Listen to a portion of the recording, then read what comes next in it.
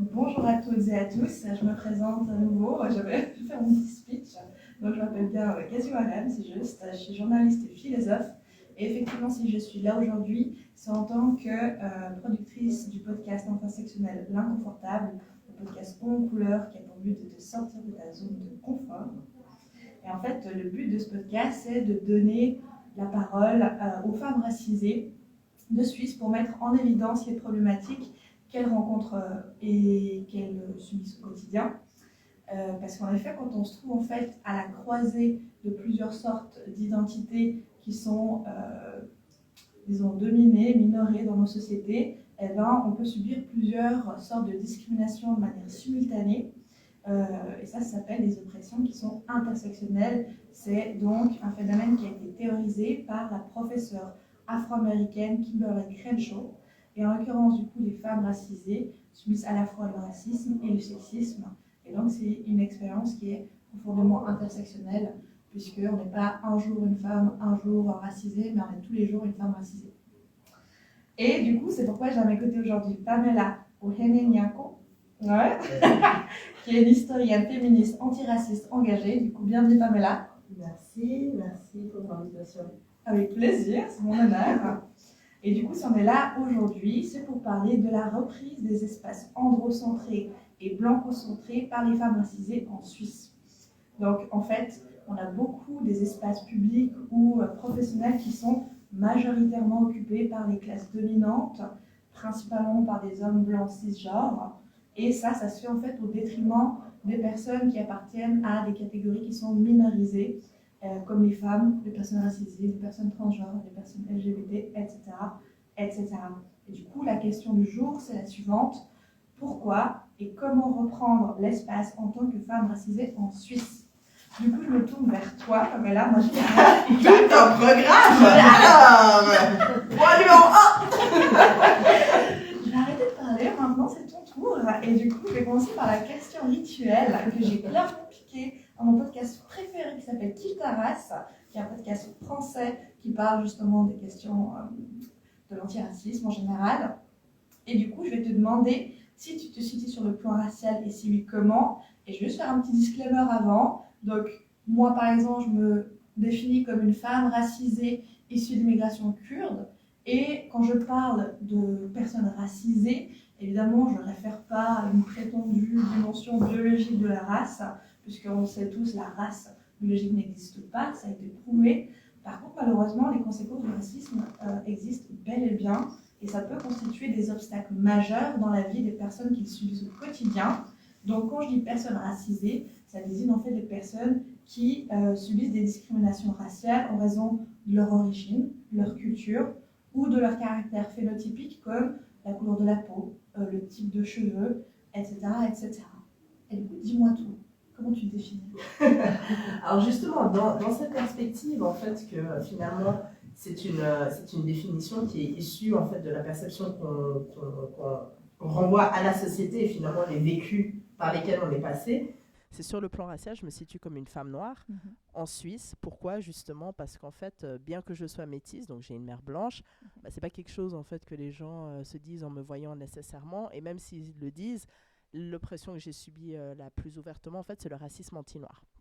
Donc du fait d'être envoyé à un espace, en effet, très négativement connoté, alors même s'il y a du changement, voilà, il reste quand même connoté de manière négative dans les discours, dans l'imagerie collective, etc. Donc voilà, sur le plan sociétal et dans cette dimension-là, je me définis comme une femme noire. Et c'était un processus, en fait. C'est-à-dire que me définir comme une femme noire, dans mon cas, ça a été un processus quand j'avais le début de la vingtaine.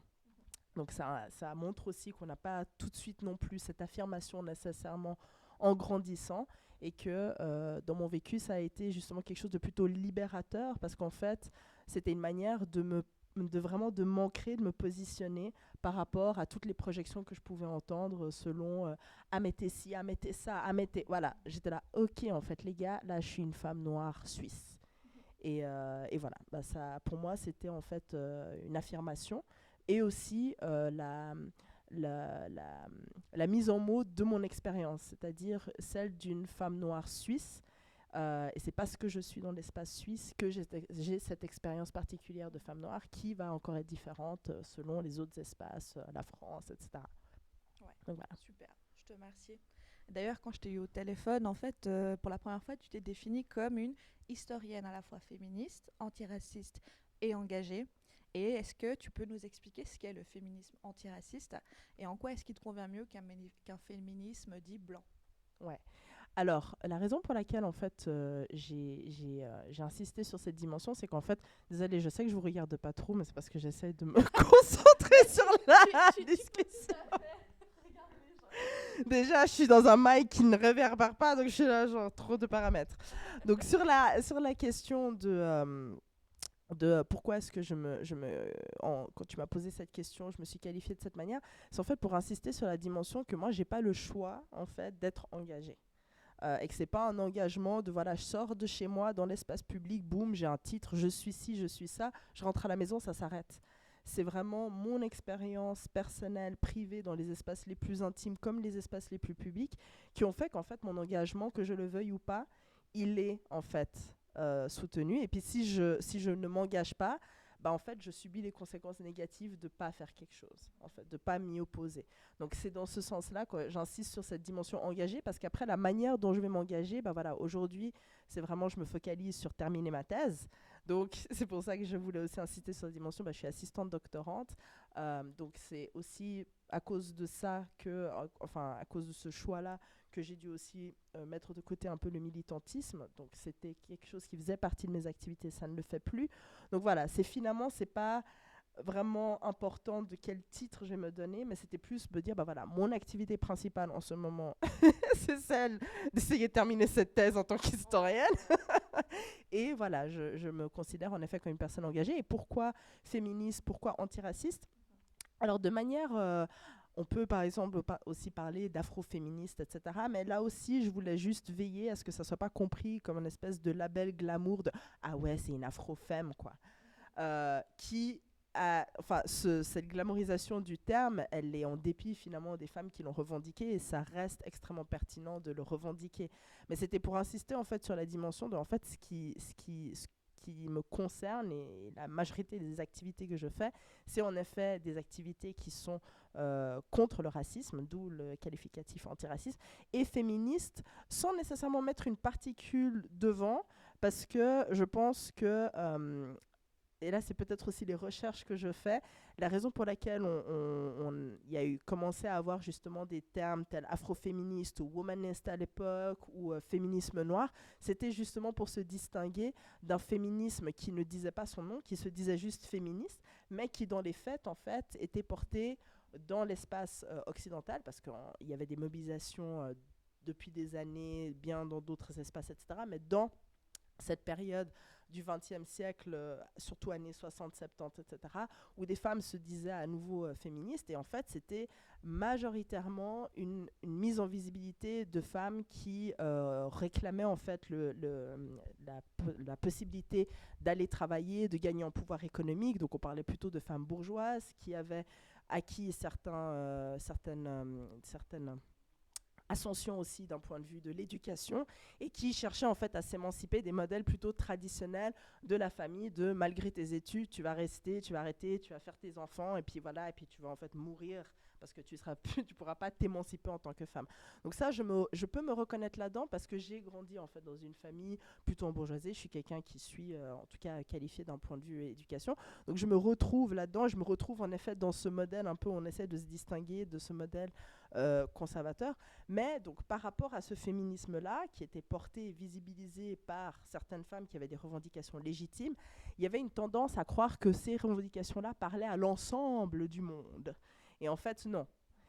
Et c'était donc il n'y avait pas que les féministes noires ou les féministes musulmanes, etc. Et tout.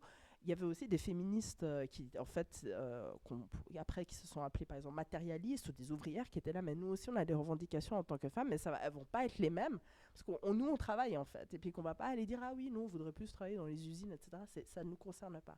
Donc c'était vraiment en fait ces qualificatifs sont pour signaler en fait à un moment donné une posture, à un moment donné historique, où des femmes ont dit ok, par rapport à ce terme qui commence à prendre une certaine connotation qui renvoient en fait à voilà, liberté de contraception, liberté sexuelle, etc. Ce sont des revendications légitimes, mais qui ne concernent peut-être pas tout le monde. En tout cas, il faudrait justement prendre en compte la diversité des situations, d'où cette posture aussi intersectionnelle. Donc aujourd'hui, moi, je me dis féministe, mais c'est clair que mon féminisme, de par qui je suis dans cet espace qui est la Suisse, et encore, si je suis au Ghana, ça va être autre chose, bah, mon féminisme, mon articulation féministe va en effet être informée par d'autres facteurs qui ne seront pas les mêmes, par exemple, que ceux de ma mère, parce que c'est une femme blanche et je suis une femme noire. Je te remercie beaucoup pour cette réponse extrêmement complète. Dis-moi si je m'étale. Non, c'est mieux que... Non, mais c'est génial. Et du coup, moi, je vais passer quand même au sujet principal qui est justement la reprise des espaces par les personnes racisées, en l'occurrence par les femmes racisées. Et du coup, comme on l'a dit avant, les espaces en fait publics et professionnels, ils sont majoritairement dominés d'une part par la masculinité, d'autre part par la blanchité. Et du coup, si on prend des exemples concrets, par exemple, dans le milieu politique, dans le milieu médiatique, dans le milieu académique, il existe encore très peu de représentation de femmes racisées, bien qu'il y ait eu quelques petits progrès minimes depuis les dernières années, mais on est d'accord que c'est vraiment clairement pas assez. Et du coup, moi, je me demandais, selon toi, pourquoi est-ce qu'il est important, en fait, que les femmes racisées, elles soient davantage représentées dans ces milieux-là ? C'est une question essentielle. Et puis, en fait, donc, la manière dont je pense à cette question, je m'inspire énormément des travaux et des recherches de Philomena Essed, qui est une sociologue afro-néerlandaise, qui est en fait celle qui a théorisé le concept de racisme au quotidien, donc alledaags racism. Alors, je pense que je le dis absolument pas bien en néerlandais, mais donc c'était en 85 et ensuite ça a été traduit, publié en 91, et donc du coup c'est à elle en fait qu'on doit ce terme de racisme. En fait, une fois en français ça est devenu racisme au quotidien, mais à la base c'était everyday racism. Et donc elle a fait des travaux justement au sein d'institutions, qu'elle a été mandatée au sein d'institutions, et puis de par sa pratique en tant que chercheuse, ses expériences, elle est arrivée justement à ce constat en fait que si on part du principe que, comme tu le disais, ces oppressions, finalement, elles sont systémiques. Donc, c'est pas juste, il y a des hommes blancs, donc, il y a en fait une manière d'être dans la masculinité, en fait, qui est en fait quelque chose qui est de l'ordre de la domination. Il pourrait y avoir d'autres manières d'être dans le masculin, mais pour le moment, on est dans une distorsion qui est celle de la domination. Pareil pour la blanchité. Il pourrait y avoir des manières d'être blanc, mais comment enlever en fait la part de domination, de suprématie dans ces manières d'être ? Et ce qu'elle voit justement d'un point de vue institutionnel, c'est qu'en effet, les politiques d'inclusion, en fait, c'est-à-dire qu'on ouvre la porte et on se dit, OK, il n'y a pas assez de femmes, il n'y a pas assez de femmes noires, il n'y a pas assez d'hommes noirs, etc. Et tout, il faudrait ouvrir pour permettre à ces personnes déjà d'accéder en fait à une forme de bien-être matériel. On est aussi dans ces approches-là, en fait, c'est pas normal que seulement une certaine catégorie de la population puisse accéder à ces postes qui sont d'une part sûrement intéressants et stimulants d'un point de vue intellectuel, accomplissement, et aussi plus rémunérateurs. Donc il y a cette notion économique, et dans l'idée qu'en fait, plus d'ouverture et plus de présence de ces personnes changerait en soi l'institution. Et en fait, ce qui est très intéressant qu'elle a mis en exergue, c'est que dès le moment qu'on est dans une approche systématique, et qu'on prend ces choses-là justement comme des manières d'être, des pouvoirs de domination où en fait on est un peu inculqué dans cette manière d'être, il ne suffit pas d'amener par exemple une femme racisée au sein d'une institution si en fait on attend d'elle à en faire un clone blanc. Donc elle utilise ça en fait. C'est-à-dire que la personne racisée qui rentre dans l'institution, elle a souvent, et là je simplifie pour juste présenter l'explication, c'est qu'elle a un peu deux choix. C'est soit elle est fidèle à ses postures, c'est-à-dire potentiellement féministe, antiraciste, etc. Les chances qu'en fait ce soit accepté, que l'institution accepte en fait que là elle va peut-être dire quelque chose, là ça peut être vu comme une plus-value. Ça peut aussi être vu comme, bon, elle commence vraiment à nous faire chier, en fait, celle-là, et tout, de toujours tout revoir, etc. Et en fait, c'est un peu, il ne suffit pas aux institutions de s'ouvrir en s'attendant, en fait, à ce que rien ne change. Et c'est souvent ça, le cas, en fait. C'est qu'on ne se rend pas compte que des personnes qu'on se dit peut-être que ces personnes-là, on aimerait les faire rentrer dans le but de, en fait, faire venir des femmes dans des institutions, il faut se poser la question du congé mat, de la valorisation du travail, de ci, de ça, etc. Donc l'institution ne peut pas rester inflexible. Elle va devoir changer si elle veut vraiment un changement des normes. Et c'est là, en fait, le shift entre, enfin, disons, l'accomplissement de juste ouvrir, s'attendre en fait à des espèces de clones qui reproduisent le système, je pense qu'on en a assez d'exemples, que de se dire, ok, certaines personnes en fait, potentiellement de par leur vécu, vont rentrer et toute l'institution va changer, on va tous s'en sortir, ça va aller. Voilà. Et je pense qu'elle est là, pour moi, vraiment ce que Philomena essaie à apporter, c'est aller au-delà de juste on ouvre, on représente. Il faut en fait un changement des valeurs et une déproblématisation de ces personnes. Donc je parlais un peu vulgairement, oh là là, elle va nous saouler, etc. Mais en fait c'est ça, c'est que dès le moment où on le sait, là on est majoritairement entre femmes, je veux dire, on sait à quel point que dès qu'on soulève un truc, on est le problème. C'est pas ce qu'on dénonce qui est le problème, c'est nous-mêmes. Ça, 100%, et j'en peux plus. Ouais. Vraiment, c'est Ouais. comme les gens qui, quand, je sais pas, tu dénonces, par exemple, je sais pas, voilà, à quel point les personnes racisées sont moins bien représentées dans tel ou tel endroit, et puis les gens sont, non, mais c'est hyper raciste ce que tu dis, en fait. Voilà. Et puis t'es là, non, mais en fait, parce que je dénonce un problème, tu penses que je suis la cause du problème. Ouais. Et ce qui est intéressant, ça c'est justement une amie et chercheuse aussi, Mélanie Pétrémont, qui a dit, mais t'imagines si on dit ça aux environnementalistes qui vont dire, mais en fait il y a de plus en plus de pollution, tu es la raison de la pollution, enfin ça fait aucun sens. Ça fait aucun sens, mais voilà, dans le cas de... Donc pour répondre justement à ta question, oui c'est nécessaire, mais il ne suffit pas en fait de se dire ok on va ouvrir parce qu'on va ensuite être dans une posture qui est plus celle du tokenisme, c'est-à-dire qu'on va utiliser la personne quand ça nous arrange pour la mettre un peu devant, mais non nous ne sommes pas racistes, regardez Jacqueline etc et tout, elle est noire, elle est machin, mais finalement elle va être, on attend d'elle à ce qu'elle reproduise la même chose tout en donnant une espèce d'image que l'entreprise serait plus ouverte. Et si maintenant cette personne en effet s'oppose vraiment, éventuellement elle se fait évincer ou alors elle doit aussi, de manière à survivre, se conformer et jouer un peu les règles du jeu et puis des fois même être, j'ai envie de dire, pire, parce qu'il y a toujours un peu cette preuve de est-ce qu'on va un peu des espèces de conflits de loyauté. Par exemple, si on est je ne sais pas si vous avez déjà vécu ça, mais par exemple, je me dis, ok, en tant que femme noire, si j'essaye de valoriser en fait le travail d'une autre femme noire, j'ai toujours cette angoisse de ah elle va le faire parce que c'est une autre femme noire, etc. et tout. Donc est-ce qu'elle est vraiment objective, est-ce qu'elle est capable d'être objective, et puis du coup ça impacte aussi l'autre personne parce que l'autre personne sera ah mais elle a été mise là comme un pion parce qu'entre femmes noires. Alors qu'en fait, je me dis, mais qui a le luxe de ne pas se poser toutes ces questions, même quand ils se renouvellent entre eux, quoi.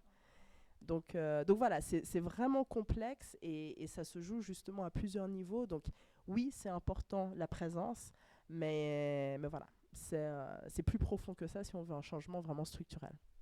Alors, je suis tout à fait d'accord. Surtout être racisé, c'est pas la garantie d'être antiraciste. Donc déjà ça. Et puis après, bah oui, je pense que c'est important que les personnes racisées puissent aussi prendre cette place, mais il faut qu'on la leur laisse en fait, parce que sinon, bah, je peux tout à fait comprendre qu'elles prennent aussi des positions qui sont des positions de survie pour justement se conformer un peu à la structure à laquelle elle appartient, parce qu'elle se dit bah si j'ouvre trop ma bouche, je risque de me faire virer, et si je me fais virer, bah j'ai pas d'appart, j'ai pas de thune, j'ai pas de etc. Donc ça, je peux aussi tout à fait le concevoir. Je pense que justement, ce qu'il faut, c'est que vraiment les institutions soient prêtes à réellement laisser la place, quoi, en fait. À voir le changement comme quelque chose, en fait, un peu à shifter cette perspective que le changement, on va forcément perdre, ça va être... Je comprends qu'on a tous une tolérance, on est tous différents, toutes et tous différents par rapport au changement. Mais si on veut vraiment être dans une posture de revendiquer le changement, il faut, et c'est là que je trouve hyper chouette le nom de ce podcast, accepter d'être dans l'inconfort. L'antiracisme, l'antisexisme, c'est pas confortable. Et si on se sent dans le confort, si on a l'impression que tout va bien, c'est qu'il y a un problème. C'est qu'on n'est pas en train de faire ce qu'il faut pour que ça soit. Parce que si vraiment on est en train de changer les structures, on est forcément en train de changer nos habitudes. Et même si on se dit, ok, c'est peut-être pour aller vers le mieux, c'est inconfortable. Il y a des choses qui vont faire qu'on va se dire, ok, ça en vaut la peine, mais c'est pas nécessairement agréable. Mais ça, voilà,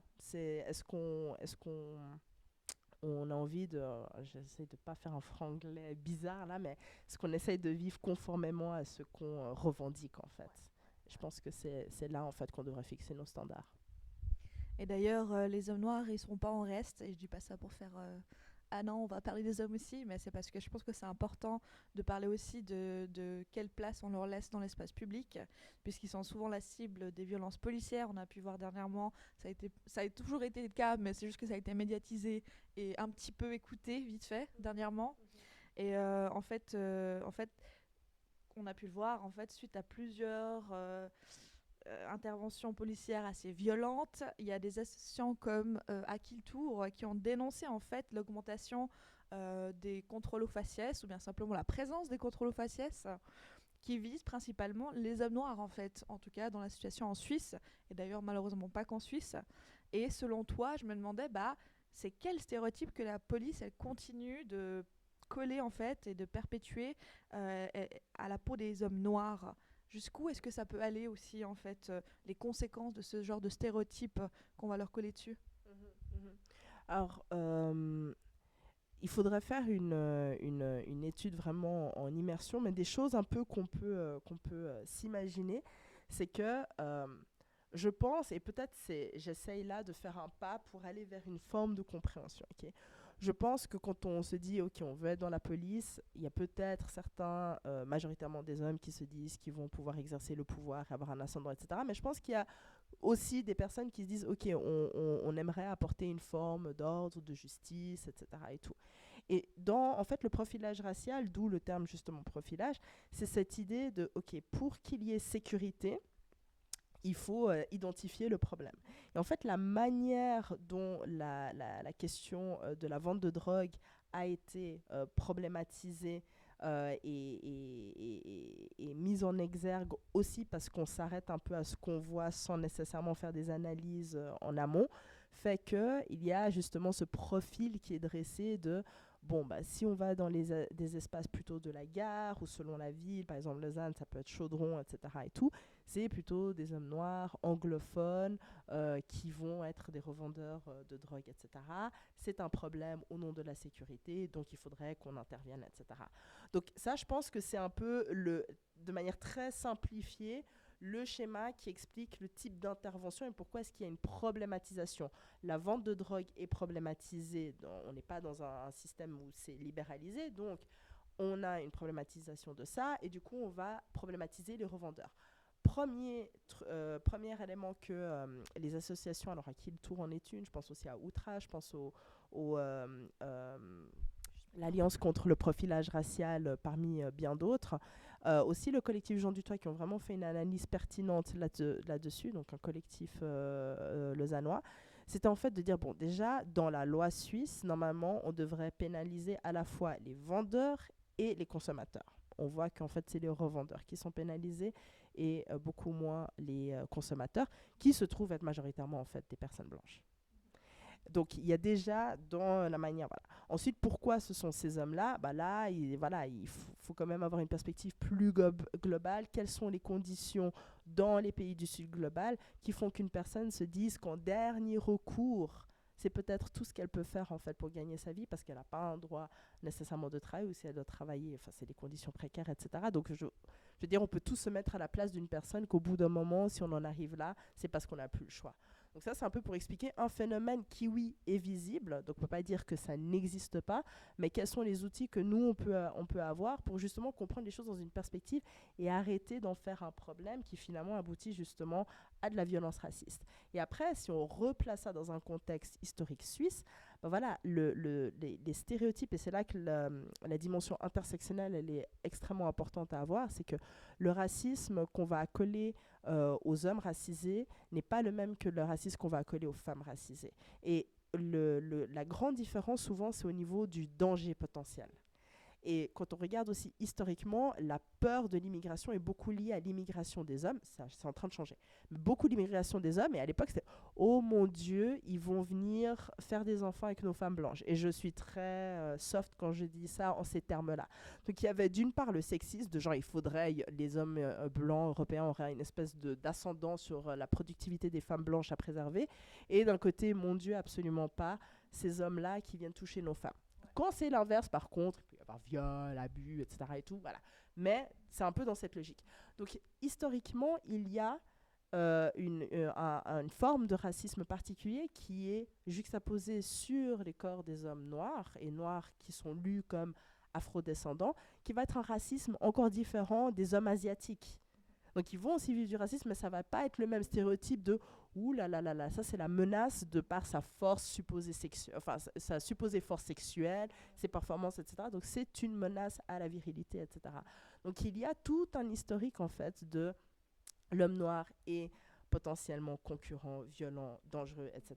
Et on le voit aussi comme ça impacte les garçons en jeune scolarité. Ce qui fait aussi qu'en fait, d'un point de vue socio-économique, il n'y a pas de statistiques pour le prouver, mais quand on observe, on se rend compte qu'il y a plus de femmes racisées qui parviennent à avoir des bachelors, masters, des hautes positions, prendre l'espace de parole publique. En fait, parce que les frères, ils sont retenus en arrière. Ils sont plus problématisés, en fait, avant, quoi. Et donc voilà, donc il y a une juxtaposition de ces images collectives qui en fait sont très peu challengées aussi après dans l'espace public. J'ai des potes qui m'ont dit, mais dans l'espace du travail, il y a un jour où on peut s'habiller comme on veut. Et puis lui, en l'occurrence, un comptable noir. Donc il a dit, ouais, mon boss blanc qui vient en hoodie, c'est trop stylé, ouais, le patron. Il a dit, moi, je suis un homme noir, j'ai un hoodie. Ah non, là, c'est problématique, etc. Elle dit donc en fait on ne renvoie pas la même chose parce qu'on est homme noir, parce qu'on dans l'inconscient on représente une forme de danger. Et donc je pense qu'il y a d'une part, et qui dit danger dit du coup un peu ce truc de on va tirer dessus alors qu'il n'y a pas de raison. On a eu l'exemple à Morges de Ngoy, alors c'est pas médiatisé comme ah la police suisse a tué un homme noir, mais après des collectifs comme Outrage ont dit cet homme n'est pas blanc en fait. Donc qu'est-ce qui s'est passé? Pourquoi est-ce que dans le cas de George Floyd aux États-Unis, vous arrivez à avoir le problème, mais en Suisse, non.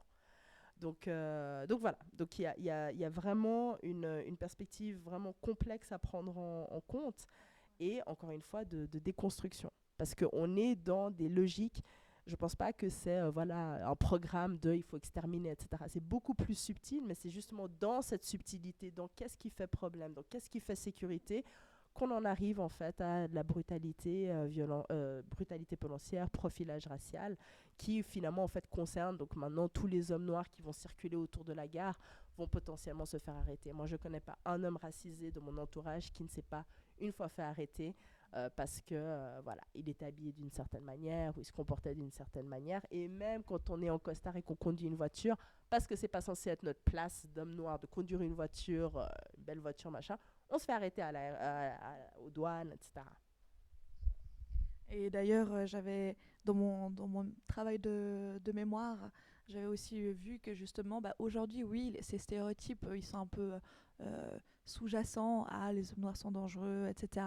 Mais il faut savoir que ça tombe, c'est des entre guillemets des restes d'une tradition qui était beaucoup plus décomplexée sur la question, qui vraiment était là pour encourager cette image de l'homme noir bestial, etc.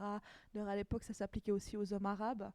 Et puis justement, au contraire, comme tu disais, pour les hommes asiatiques, c'était des hommes efféminés qui n'étaient pas vraiment des hommes, etc. Et du coup, on a ce genre de... C'est des formes de fétichisation aussi. Parce que justement, en fait, cette idée vraiment de l'homme noir bestial, c'était aussi cet homme de l'homme viril qui est un danger pour les femmes blanches, comme tu disais, et du coup qui devient un danger pour tout le monde, en fait. Et puis le besoin de... Parce qu'il y a aussi ce truc, mais finalement, la culture hip-hop, c'est une culture violente. Et puis du coup, c'est une culture aussi où on trouve beaucoup de la culture urbaine, jeunesse, etc. Parce qu'ils sont dans l'expressivité. Et en fait, c'est toujours un peu ce truc de voir quelque chose, alors déjà on peut dire c'est discutable si c'est violent, on va pas rentrer là-dedans, mais c'est en fait quand au bout d'un moment il y a une réaction, c'est-à-dire qu'on est poussé, on est humilié, on est machin, on est vraiment montré comme des moins que rien, etc. Au bout d'un moment, oui, il y a il y a potentiellement une internalisation de la violence qui en plus va essayer de s'exprimer à travers les arts, etc. Et après, c'est ne pas reconnaître en fait la violence systémique qui induit ça, et puis c'est juste reconnaître la violence qui va s'exprimer. Ah bah voilà, c'est des gens violents, mais comme s'ils étaient nés violents en fait. N'importe qui dans la même situation, au bout d'un moment, potentiellement, pourrait en effet adopter certains comportements. Ouais, c'est un mécanisme de défense à un moment donné, voilà. en fait. Voilà. Donc après, voilà, c'est toujours un peu cette nécessité de genre montrer patte blanche. Oui, déjà l'expression. Ouais, non, mais Hein, c'est montrer ça, patte c'est blanche, genre on voit surtout que- pas montrer, parler, tu sais, un peu baisser les épaules quand on est grand, etc. Et en fait, il n'y a pas de raison, c'est-à-dire qu'en fait, même s'il y a des personnes noires, etc., qui peuvent être violentes, elles devraient être vues comme des personnes violentes, de la même manière que d'autres personnes sont violentes, etc., mais pas parce qu'elles sont noires, en fait. Ouais. C'est, voilà. Puis là, du coup, parce qu'on arrive gentiment quand même au bout, on a beaucoup parlé des problématiques que rencontrent les personnes racisées dans les espaces publics. Et là, j'aimerais aborder une petite piste un peu de solution, même si on est d'accord que c'est clairement, ça suffira pas. Hein. Mais on parle aujourd'hui souvent d'espaces safe qui sont réservés à des minorités, comme les personnes racisées ou la communauté LGBTQI+, etc. Est-ce que tu peux nous expliquer en quoi ça consiste un espace safe et c'est quoi son but principal? Alors, safe, dans le milieu militant, c'est toujours quand même un peu discutable parce qu'en fait, l'idée de l'espace safe, c'est de se dire, en fait, selon l'espace, par exemple, un espace qui serait ouvert à tout public et qu'on ait une discussion comme ça, on n'est jamais vraiment sûr de qui est dans le public, qu'est-ce que les gens vont se permettre de se dire, peut-être de manière totalement vraiment en étant soi-même, en acceptant son ignorance, en disant voilà, je sais pas, donc il peut y avoir des choses qui sortent qui peuvent être à terme blessantes. Et puis pour une personne qui peut-être est encore en train de mettre des mots, de gérer sa propre situation, c'est peut-être pas le cadre idéal, elle va se sentir extrêmement blessée et violentée dans ce moment-là. Et donc, c'est l'idée d'avoir des espaces où ça va être entre personnes qui vivent une ou plusieurs mêmes conditions de vie, qui vont toujours de toute façon être singulières et particulières, mais où il y a en fait une base commune qui va permettre l'échange. Et puis, on est plus aussi dans un mode un peu d'espace de parole, de mise en mots sur l'expérience, de limite guérison. Un peu voilà, il y a un peu besoin de se repli et puis de se reconstituer soi-même et pas toujours dans un espace qui est en fait un espace de confrontation qu'on va imaginer égalitaire, public, démocratique, mais en fait qui dans les faits, pas tout le monde a le même espace de parole, la même légitimité, etc. Donc ça peut être violent. Donc les espaces safe, c'est vraiment cette idée de avoir un espace où on peut parler avec des personnes qui ne vont peut-être pas nécessairement confronter nos expériences, mais plutôt être à l'écoute de ces expériences, même peut-être les partager. Et c'est souvent des espaces à partir desquels, justement, se formulent des idées telles que l'intersectionnalité, telles que le féminisme. C'est beaucoup, justement, ces groupes de conscientisation, le privé et politique, c'était de se dire, mais au bout d'un moment, on multiplie les récits personnels et on se rend compte qu'il y a une dimension collective et politique à ces récits-là. Donc c'est aussi des espaces, en fait, à travers cette parole et puis ces échanges qui permettent, en fait, la théorisation, la formation de nouveaux concepts qui permettent vraiment de saisir, en fait, qu'est-ce que ces personnes vivent. Et aussi, ça peut être des espaces de création d'identité, parce que quand on est toujours dans des identités qui sont un peu comme ça imposées, ça peut aussi être des espaces où les personnes se disent, mais en fait, comment est-ce que nous, on a envie maintenant de se nommer publiquement? Et puis, boum, on le pose. Et donc, il y a aussi, qui dit espace safe, dit potentiellement une forme d'espace d'autodétermination, en fait. Et donc, on n'est clairement pas dans une logique, ce qui peut être reproché par des personnes qui ne comprennent pas, en fait, la dimension asymétrique des relations de pouvoir, c'est mais du coup c'est des espaces qui excluent, c'est de la discrimination inversée, du racisme inversé, etc. En fait non, justement, c'est vraiment comprendre que c'est des personnes qui sont en fait dans une posture où elles sont blessées, où elles ont besoin voilà, de discuter de ces choses-là et du coup de se retrouver dans un espace où c'est plus serein et où l'écoute en fait et le jugement n'est pas nécessairement présent.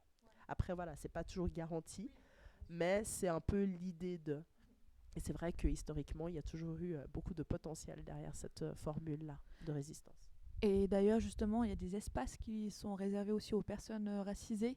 Alors, je sais pas, ils sont partout, mais à Fribourg, il n'en existait pas du tout. Et du coup, j'ai co-créé avec Natacha Stegman un club de discussion pour personnes racisées. Et c'est réservé aux personnes racisées qui ne sont pas des hommes cisgenres. Voilà, donc les personnes non binaires, les personnes, voilà, les femmes, les personnes trans, etc. sont les bienvenues. Et puis, le but, en fait, c'est vraiment, on s'est demandé est-ce qu'on se met sous forme de collectif, d'association. Puis on s'est dit, mais écoute, en fait, on va d'abord commencer par juste un club de discussion, parce que ça fait du bien d'avoir un espace de discussion où on peut, comme tu dis, se guérir mutuellement d'une expérience de la discrimination qui est un traumatisme, en fait, collectif qu'on vit en tant que personne racisée en Suisse. Et on s'est dit aussi, bah, en fait, ça fait du bien d'être dans un espace où on n'est pas confronté systématiquement à la potentialité de la fragilité blanche, qui est l'équivalent de la fragilité masculine, qui est donc pas le principe que les hommes sont fragiles ou que les personnes blanches sont fragiles, mais que les personnes qui font partie de ces classes dominantes peuvent avoir des réactions de fragilité quand on les confronte en fait à des privilèges parce qu'elles sont blanches ou à des privilèges parce qu'elles sont un homme, etc. Et du coup, ça fait du bien d'être dans un espace où voilà, notre expérience, par exemple, elle n'est pas toujours remise en question. Quand je dis oui, mais tu sais, j'ai subi telle ou telle chose parce que c'était de la discrimination raciale, et que la personne me dit, mais tu sais, moi, quand je vais en Valais, c'est pareil parce que je suis fribourgeoise, et puis ils se moquent de mon accent. Alors, je veux bien, c'est pas le but de valider, invalider l'expérience de cette personne, mais c'est pas le même niveau. Ça va pas t'empêcher de trouver un travail, ça va pas t'empêcher de trouver un logement. Alors que moi, si j'ai le moindre accent kurde au téléphone, voilà, ma mère, elle en a fait l'expérience, elle a un accent, moi j'ai grandi ici, donc j'en ai pas, mais c'est tout de suite, ah mais madame, écoutez, vous parlez bien français, vous êtes sûre, alors qu'elle parle parfaitement français, ou bien pour un appartement, oui, mais est-ce que vous avez assez d'argent pour cet appartement, vous êtes sûre, non, non, non, alors que la personne a le dossier avec les moyens financiers de ma mère, son travail, etc. Et puis ça, c'est pas la même chose. Donc c'est clair que d'avoir des espaces où on peut justement parler librement sans avoir à se justifier constamment, ça fait du bien, parce que sinon, voilà, c'est pas safe, quoi. Et du coup, la dernière chose, parce qu'après, il faut que les gens puissent poser des questions, c'était, du coup, est-ce que selon toi, ces espaces, comme Femera, comme d'autres, est-ce que ça peut permettre de faire la jonction entre, d'une part, notre culture adoptive, qui est la culture suisse. Moi, j'ai toujours grandi ici, donc j'ai aussi ça, j'ai une partie de moi où je me dis, je suis clairement suisse aussi. Et d'autre part, notre culture d'origine. Moi, par exemple, ma culture, c'est la culture kurde. Et justement, je sais parler kurde. Voilà, j'adore le thé noir, des trucs de kurde, voilà, plein de trucs comme ça. Et c'est pas toujours évident, en fait, dans un contexte d'injonction constante à l'intégration, de oser, en fait, retrouver ses racines et de pouvoir les assumer, parce qu'on sait que on se met en danger face aux gens qui se disent oui mais c'est bon, ça c'est du communautarisme, nanana, etc. Est-ce que tu penses que ces espaces ils permettent de faire la jonction entre culture adoptive et culture d'origine? Je pense qu'en tout cas, c'est des espaces qui permettent de les penser. C'est-à-dire que moi, le terme culture d'adoption ne résonne pas en moi, mais parce qu'en fait, je n'ai pas l'impression que j'ai adopté. Il y avait un peu de Suisse dans la famille. Enfin, en fait, ça n'a jamais été... Donc, le dernier Suisse dans ma famille était mon arrière-grand-père, si je ne me trompe pas, de Rumisberg. Donc, en fait, c'est ça. C'est que déjà, ma famille blanche, c'est déjà tout un mélange, un truc, etc. Et tout. Donc, je n'ai pas nécessairement cette notion. En fait, je n'ai pas eu les mêmes injonctions de... Il y a la culture suisse qui serait totalement différente de la culture de mes parents. C'est que ce que je rattachais à la Suisse, c'était déjà en fait ce que la Suisse est, en fait, qu'elle le veuille ou pas, à savoir un espèce de méli-mélo de plein de choses. Donc il y avait ça. Par contre, clairement, une forme de comment... de suprématie vis-à-vis, par contre, de l'héritage africain, etc. Où là, c'était clairement, non mais l'Afrique, etc. Donc je pense que ces espaces, ça peut être des espaces tels comme ça, mais ça, en fait, ça peut aussi être des espaces, tellement d'espaces, en fait, que ça soit tout ce qui est agriculture, enfin, toutes les écoles de danse qu'on faisait, les soirées qu'on faisait, les rencontres des potes, les discussions entre amis, en fait, tous ces moments en tout cas, ont été pour moi des moments justement d'affirmation culturelle, afrodescendante, panafricaine, etc. Euh, ouais, on le faisait parce qu'on le retrouvait peut-être pas nécessairement à l'école, etc. Et tout, donc on se retrouvait entre nous. Et encore entre nous, comme j'ai dit, il y avait des Congolais, il y avait des Rwandais, il y avait des voilà. Donc voilà, on a aussi un peu créé cette affirmation en fait parce que c'est juste insupportable d'être dans un contexte où on te renvoie toujours à ta culture enfin tes cultures d'origine ou ton apparence ou peu importe, etc. C'est pas assez bien, c'est pas si nous on est meilleurs, etc. Même si c'est peut-être pas dit comme ça, c'est insupportable. Donc se retrouver en fait avec d'autres personnes dans la valorisation, dans la reconfiguration, parce que finalement, ce qu'on fait, c'est qu'on ne le prend pas tel quel, on le fait à notre sauce, etc. et tout, et on s'affirme là-dedans, en fait, et on s'affirme dans une forme d'autonomie. Parce que dans une relation, et ça, c'est ma position, mais dans une relation asymétrique comme ça, en fait, moi, je ne vois pas comment je peux m'affirmer qui je suis dans un espace où je vais être avec des personnes qui ne comprennent pas ma situation, en fait. C'est comme si j'avais besoin de m'affirmer dans un autre espace. Et c'est pas comme si c'était mon cas. J'ai dû m'affirmer dans un autre espace, dans plusieurs autres espaces, pour être la personne que je suis aujourd'hui et pas avoir l'impression que dans un espace comme ça, la bibliothèque, je suis pas à ma place. Non, je suis à ma place. Je paye mes impôts. Cette bibliothèque, je suis de Vevey. Cette bibliothèque m'appartient. Comme elle nous appartient à toutes et tous, en fait. Donc, donc mais j'ai pas envie de. Je suis arrivée aujourd'hui à une posture, et sûrement aussi c'est parce que j'ai aussi des privilèges relatifs, de me dire mais en fait j'ai pas besoin, j'ai pas envie de me pervertir pour pouvoir pénétrer dans des espaces comme ça. Et je pense que c'est là en fait j'espère qu'on perdra pas, qu'on ne perd pas en fait l'horizon de oui il faut ces espaces et c'est même une nécessité au bout d'un moment sinon on crève, de pouvoir s'affirmer, etc. et tout. Et ensuite, justement, de se dire, mais en fait, la norme, elle va pas rester inchangée. La norme n'a pas à rester aux mains de personnes qui vont continuer, etc. et tout. Non, parce qu'on n'est pas on n'est pas justement en mesure de créer une autarcie, etc. Alors, du coup, on crée un autre pays, et puis machin, etc. Et puis on vit selon le machin. Mais dès le moment qu'on est là, et qu'on est quand même dans une société, etc., à laquelle on contribue, en fait, c'est un droit légitime de se dire non, mais c'est pour ça que je parlais de je paye mes impôts, elle m'appartient. C'est que, comme toute personne, en fait, au bout d'un moment, je suis là. Je contribue, donc je peux recevoir comme n'importe qui d'autre. C'est tout.